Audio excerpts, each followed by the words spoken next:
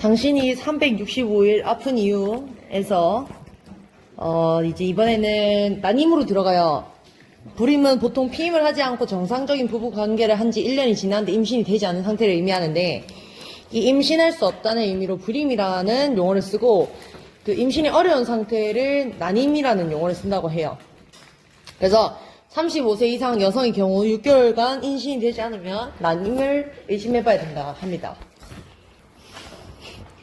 그 여성의 몸속 기관에 있는 기관 중에 난소의 기능과 난자의 성숙에 결정적으로 중요한 영향을 미치는 의외의 기관이 바로 갑상선인데, 이 갑상선은 내분비 기관으로 생리와 임신, 그리고 유산, 출산, 태아의 건강 등 임신과 출산에 중대한 영향을 미친다고 해요.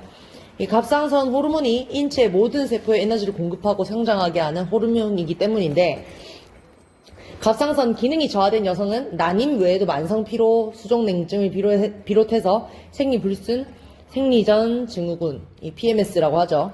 전신 증상으로는 변비 소화불량, 피부 건조, 체중 증가, 부종 알레르기, 탈모, 우울증, 건망증의 증상이 동반된다고 합니다.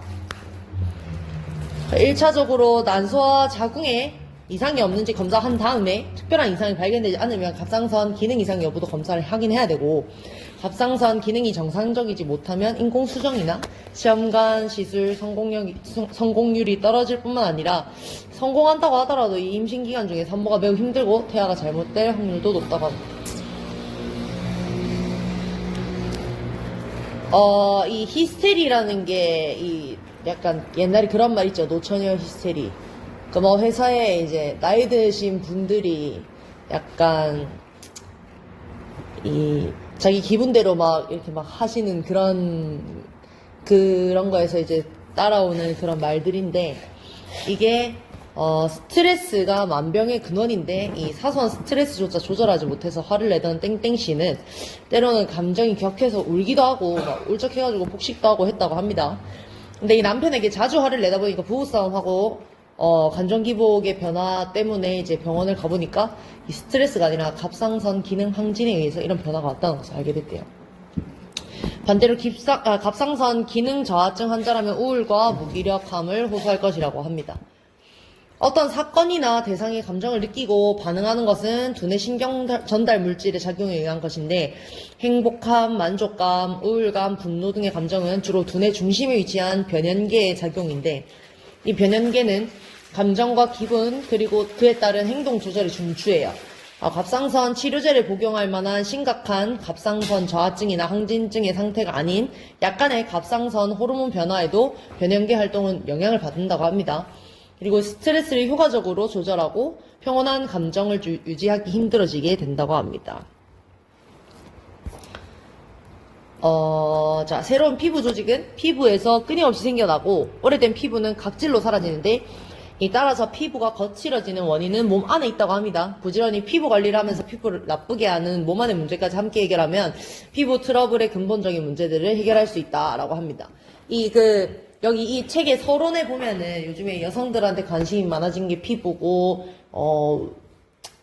그렇게 됐었을 때 암만 피부과나 이런 데 가서 돈으로 이렇게 막 겉에 있는 것만 이렇게 막 갖다 처발처발 이렇게 하면 뭐하냐, 이 몸속에서부터 일어나는 걸 해결을 하지 못하면 이 밖에 비싼 돈 주고 처발처발해도 아무짝에 쓸데기 없다라고 얘기하는 그런 느낌이거든요.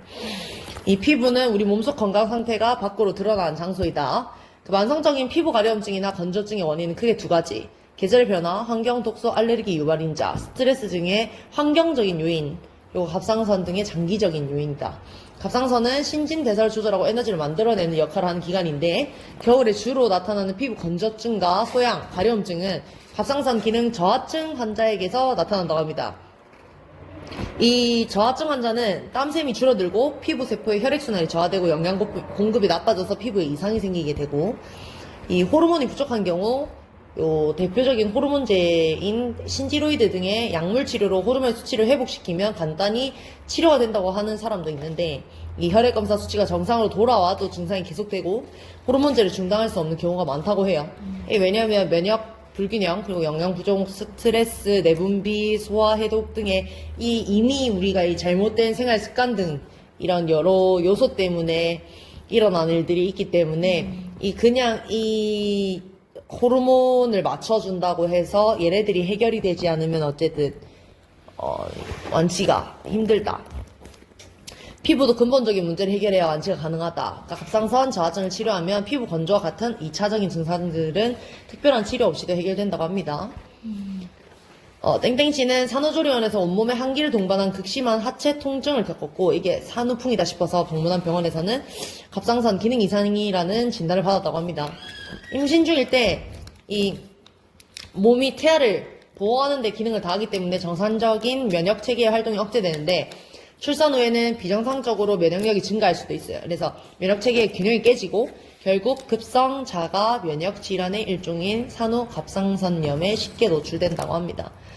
이 산후 갑상선염이란 이 분만 후 3개월에서 6개월 사이에 나타나는데 개인에 따라서 갑상선 기능 항진증이나 저하증 모두 나타날 수 있고 이 증상은 체중 증가, 우울증, 탈모, 관절통, 수족냉증, 무기력증, 부종, 피부 트러블 등이 있는데 건강한 산모의 경우에는 2주에서 2개월 사이 안에 이렇게 지속되다가 저절로 그냥 자연스럽게 자연 치유가 돼요. 근데 낫지 않는 경우에는 심한 산후풍이나 산후우울증 등의 장기간에 지속이 될 수도 있다고 합니다. 특히 불어난 체중이 임신 전 체중에 가깝게 회복되지 않으면 갑상선 기능이 저하된 것으로 볼 수 있다. 또 체중 증가가 심각할수록 이 갑상선 기능 저하가 심한 것으로 생각해야 한다. 앞서서 봤었을 때 이 히스테리 부분, 스트레스로 인해서 이 히스테리를 부리는 것과 이 불어난 체중이 임신 전 체중에 가깝게 회복되지 않으면 갑상선 기능이 저하된 것으로 보는 것처럼 그때 제가 제일 첫 시간에 도표로 말씀을 드렸던 게 저하증과 항진증, 저하증의 증세는 뭐랑 좀 비슷하다고 했었어요 제가. 우울증? 그러면 가장 쉽게 아까 항진증이었을 때 히스테리를 부린다고 했었잖아요. 그 항진증의 증세는 뭐랑 비슷하다고 했었어요.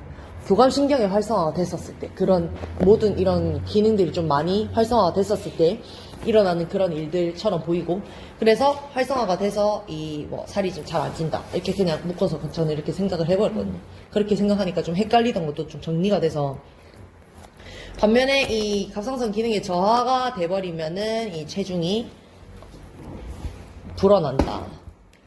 갑상선 기능의 이상의 원인은 대부분 면역 체계의 비정상적인 활동에 있는데 하시모토 갑상선염이나 그레이브스 병이 나타난 것만 봐도 알 수 있고 이 임신 중에 억제되었던 면역세포들이 출산 후에 한꺼번에 과도하게 활동하면서 갑상선의 염증을 일으킨다고 합니다.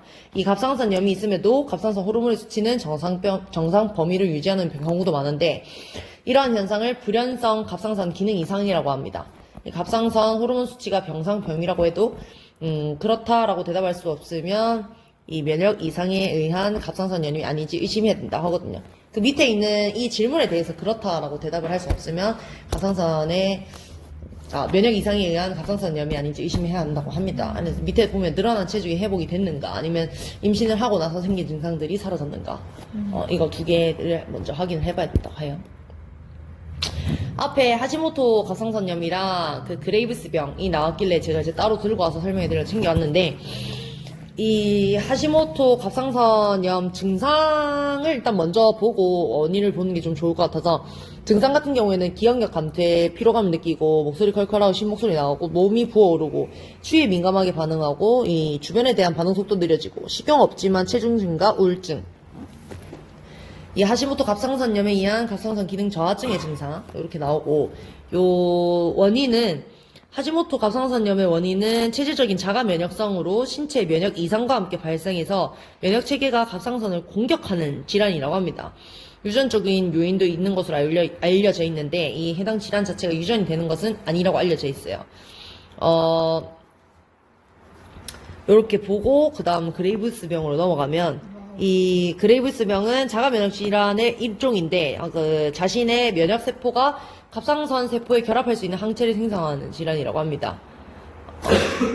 이렇게 생성된 항체가 갑상선을 자극해가지고 갑상선 호르몬을 과도하게 생성을 하게 되는데 이 항체는 눈 뒤의 조직에도 반응해서 안구 돌출 등의 눈 증상을 만든다고 합니다. 이게 왜 두 개나 있냐? 저 눈 돌출돼 있는 사람들 갑상선 기능 떨어지는 사람. 맞아. 우리는 또 저렇게 뜨거우면 의심해. 체지방이 잘 빠지지 않는 4가지 이유. 를 가져왔는데 이 수분 저류 현상, 짠 음식을 먹어서 나트륨 가다 설치했을 때 나타나는데 이 노화와 당뇨 같은 증상으로 인해서 체수분량이 필요한 양보다 많이 남게 되는 현상으로 손과 발이 붓는 증상을 수반한다. 그리고 인식하지 못하는 채 하는 과식, 필요한 열량보다 훨씬 많이 섭취하고 있으면 인식하지 못하는 사람이 많은데 이 닭가슴살, 상추 등 건강에 좋은 음식도 많이 먹으면 곤란하다. 약간 고기도 풀만 먹는다. 약간 이런 느낌. 식품의 섭취 양에 대한 무지. 실제 먹는 양에 비해서 적게 먹는다고 사람들이 생각을 좀 많이 한다고 하거든요. 이게 정신승리라고 하죠. 이 주방 저울로 철저하게 음식의 양을 조절하는 것이 좋다고 하는데 사실상 우리는 그게 좀 힘드니까. 그래도 사실상 자기가 먹는 걸 정확하게 인지할 수 있는 능력이 좀 필요할 것 같다라는 생각을 좀 했어요. 실질적으로 회원님들도 약간 그람수를 솔직히 다 재서 먹는 사람이 얼마나 될까? 수업시간 다이어트 목적으로 뭔가 식단 조절을 하더라도. 그래서 그람수를 사실상 재긴 힘드니까 본인이 먹는 걸 정확하게 인지하게끔 좀 계속 포커스를 맞춰주는 것도 좋을 것 같다라는 생각을 했고, 소모 열량의 과대평가. 이 섭취하는 열량보다 소진 열량이 많아야 되는데 움직임에 비해서 소모하는 열량을 과대평가하는 경향이 있다고 합니다. 여기서 깜짝 퀴즈. 커피 20개 몇 칼로리예요?